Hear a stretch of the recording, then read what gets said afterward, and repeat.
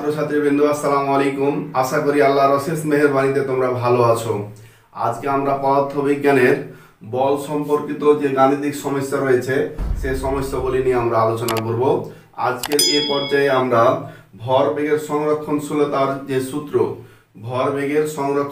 যে সূত্র সে সূত্রকে কাজে লাগিয়ে বিভিন্ন সমস্যার কিভাবে সমাধান করতে হয় সে বিষয়গুলি আমরা দেখব।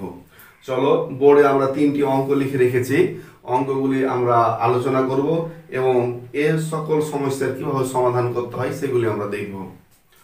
তো আশা করি তোমরা মনোযোগ সহকারে এবং ধৈর্য সহকারে দেখবে ইনশাআল্লাহ। তো দেখো, প্রথমে আমরা মধ্যের অঙ্কটি দেখি যে 150 কেজি ভরের একটি গাড়ি 150 কেজি ভরের একটি গাড়ি 40 মিটার পার সেকেন্ড বেগে চলছিল। এমন অবস্থায় 30 কেজি ভরের একটি বস্তু খাড়া ওপর হতে গাড়িটির উপর আছড়িয়ে পড়ল এবং সে গাড়িতেই রয়ে গেল। এবার এই গাড়ির সাথে বস্তুটি মিলিত অবস্থায় থাকার ফলে এখন এদের বেগ কত হবে? আবার দেখো, 150 কেজি ভরের একটি গাড়ি 40 মিটার পার সেকেন্ড বেগে চলছিল। এমন অবস্থায় ওপর থেকে খাড়াভাবে 30 কেজি ভরের একটি বস্তু গাড়িতে পড়ে সেখানে রয়ে গেল। বর্তমানে ওই বস্তু সহ গাড়িটির বেগ কত? আমরা এ বিষয়ে আলোচনা করব। প্রথম বস্তুর ভর আমাদের দেওয়া আছে এখানে, m1 সমান 150 কেজি আর বেগ 40 মিটার পার সেকেন্ড। দ্বিতীয় বস্তুর যে ভর, সে ভরটি হলো 30 কেজি। আর খাড়া উপর থেকে যখন বস্তু পড়ে, আমরা ইতিপূর্বে দেখেছি পড়ন্ত বস্তুর সূত্রের ক্ষেত্রে যে যখন বস্তু খাড়া উপর থেকে পড়ে তখন তার আদি বেগ হয় 0। আমরা এর পূর্বে অঙ্ক করার সময় দেখেছি যে খাড়া উপর থেকে পড়ন্ত বস্তুর আদি বেগ হয় 0। এখন মিলিত বস্তু দুটির বেগ কত? মিলিত বস্তুটির অর্থাৎ গাড়িতে অবস্থিত যে বস্তু, সেখানে গাড়ি এবং বস্তুর বেগটা কত? তো গাড়িতে যেহেতু বস্তু অবস্থান করছে, সেহেতু গাড়ির বেগ যত হবে বস্তুর বেগ ততই। এখানে আমরা দুইটির বেগ ধরে নিলাম ভি। তো এখানে আমরা ভরবেগের সংরক্ষণশীলতার সূত্র আমরা জানি যে m1 u1 plus m2 u2 equal to m1 v1 plus m2 v2। আমরা কিন্তু জানি যে আদি ভরবেগ এর সমষ্টি এবং শেষ ভরবেগের সমষ্টি এটা সমান। তাহলে পরে এই ভরবেগের সংরক্ষণশীলতার সূত্র থেকে আমরা এই ভি এর মান বের করব। তো দেখি আমরা, বা m1 হচ্ছে 150 কেজি, 150 গুণিত u1 এর মান হচ্ছে 40 প্লাস m2 এর মান হচ্ছে 30 গুণিত u2 এর মান হচ্ছে 0 সমান। এখানে আমরা দেখব যে m1 হচ্ছে 150 কেজি এবং m2 হচ্ছে আমাদের 30 কেজি। এবার এখানে একটা জিনিস আমাদের জানা রাখা দরকার যে v1 আর v2 কিন্তু একই বেগ। v1 আর v2 হচ্ছে একই বেগ, যার কারণে আমরা এখানে দুটাকে v ধরতে পারি। সেই ক্ষেত্রে আমরা লিখবো এখানে v। আমরা v কমন নিলাম, তাহলে বা 4 × 60 6000 এখানে 0 সমান 180 ভি, বা ভি ইকুয়াল টু 6000/180 সমান 6000কে 180 দ্বারা ভাগ করলে আমরা পাই 33.33। তাহলে আমরা দেখলাম চলন্ত গাড়ির উপর যে বস্তুটি পড়ে রয়ে গেল, সে অবস্থায় গাড়ির বেগ হবে 33.33 মিটার পার সেকেন্ড। তাহলে পরে আমরা লিখব যে অতএব বর্তমানে অর্থাৎ বস্তু থাকা অবস্থায় গাড়ির বেগ সমান 33.33 মিটার পার সেকেন্ড। আমরা দেখলাম যে ভরবেগের সংরক্ষণশীলতার যে সূত্র, সে সূত্রে আমরা মান বসিয়ে দেখলাম যে 33.33 মিটার পার সেকেন্ড গাড়ির বর্তমান বেগ। তাহলে এখানে আমরা একটা বিষয় দেখেছি যে V1 আর V2 একই বেগ, সেহেতু আমরা ভি বসিয়ে দিলাম এবং ভি কমন নিলাম। আমরা অঙ্কটি অত্যন্ত সহজেই করতে পারলাম, আশা করি তোমরা বুঝতে পারছো। এবার পরবর্তী অঙ্কটি আমরা করব। দেখো যে 50 কেজি এবং 60 কেজি ভরের দুইটি গাড়ি, 50 কেজি এবং 60 কেজি ভরের দুইটি গাড়ি 10 মিটার পার সেকেন্ড এবং 2 মিটার পার সেকেন্ড বেগে বিপরীত দিক থেকে আসছে। গাড়ি দুইটি 10 মিটার পার সেকেন্ড বেগে এবং দ্বিতীয় গাড়িটি 2 মিটার পার সেকেন্ড বেগে বিপরীত দিক থেকে আসছে। অর্থাৎ প্রথম গাড়ি যদি পশ্চিম দিক থেকে যায় এবং দ্বিতীয় গাড়ি পূর্ব দিক থেকে আসবে, তাহলে পরে আমরা দেখব যে প্রথম গাড়ি পশ্চিম দিকে যাচ্ছে এবং দ্বিতীয় গাড়ি পূর্ব দিক থেকে আসছে। এটা পশ্চিম দিক থেকে যাচ্ছে, এটা পূর্ব দিক থেকে আসছে। তাহলে পরে এই অবস্থায় গাড়ি দুটির মধ্যে একটা সংঘর্ষ লাগলো। সংঘর্ষ আসার পর গাড়ি দুটি মিলিত হয়ে গেল। মিলিত হয়ে এই অবস্থায় দুটা গাড়ি পরস্পরের সাথে মিলিত হয়ে আছে। এমন অবস্থায় গাড়ির বেগ কত হবে, এই ধাক্কা লাগার পরে গাড়ির বেগ কত হবে এবং গাড়িটি কোন দিকে যাবে।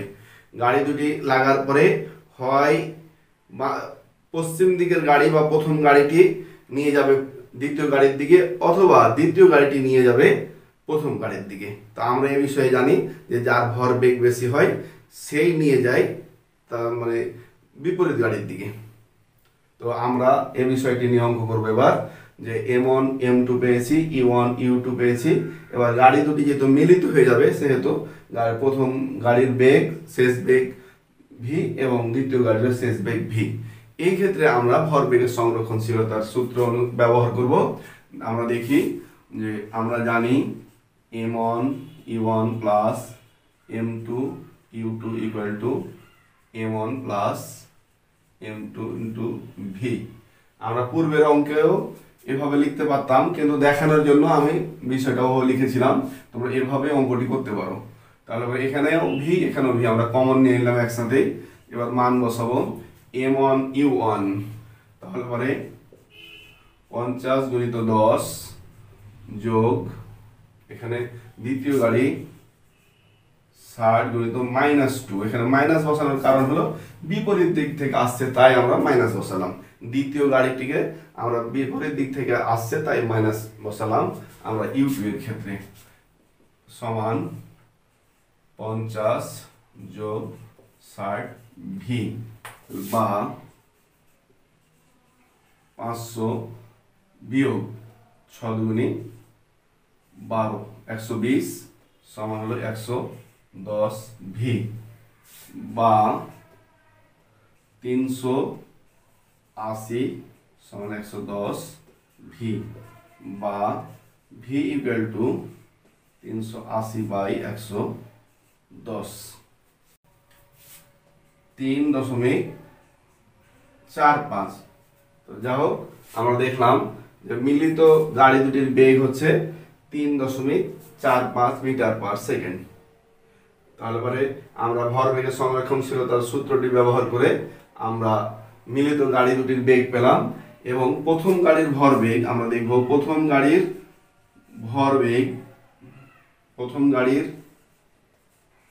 ভরবেগ সমান হচ্ছে 50 গুণিত 10 সমান হচ্ছে 500 এবং দ্বিতীয় গাড়ির ভরবেগ সমান হচ্ছে 60 গুণিত 2 সমান হচ্ছে 120। তাহলে পরে দেখলাম প্রথম গাড়ির ভরবেগ 500 কেজি মিটার পার সেকেন্ড। আমরা দেখলাম এখানে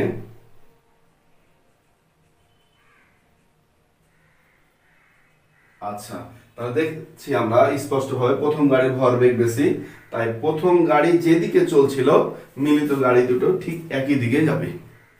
অর্থাৎ যে পশ্চিম দিকে যাচ্ছিল সেটা পশ্চিম দিকেই যাবে। তো আমরা দেখলাম অঙ্কটি।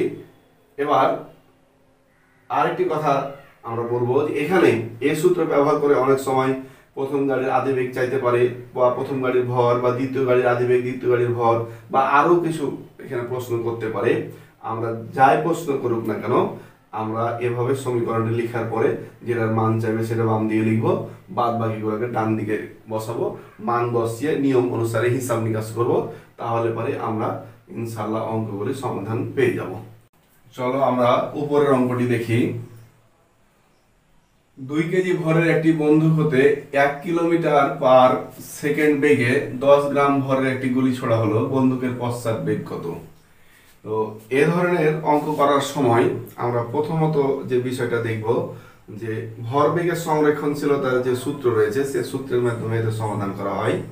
তো এই ক্ষেত্রে আমাদের বন্দুক এবং গুলি উভয়ের আদিবেগই কিন্তু শূন্য। যখন গুলি রাখা হয় এবং বন্দুক থাকে তখন কিন্তু গুলি ছোড়ার আগ মুহূর্তটাতেই কিন্তু গুলি এবং বন্দুক দুটারই কিন্তু আদিবেগ শূন্য থাকে। আর যখন গুলি করা হয় তখন বন্দুক থেকে বের হওয়ার ঠিক মুহূর্তে তাই গুলির বেগ থাকে এটা, ওই সময় বন্দুকের পশ্চাৎ বেগটা কত?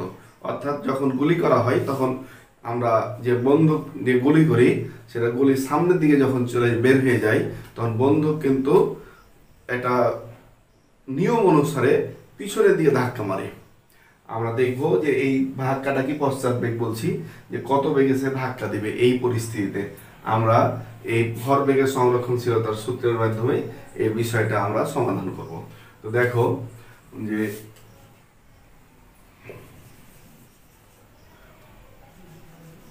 m1 u1 plus m2 u2 equal to m1 v1 plus m2 v2।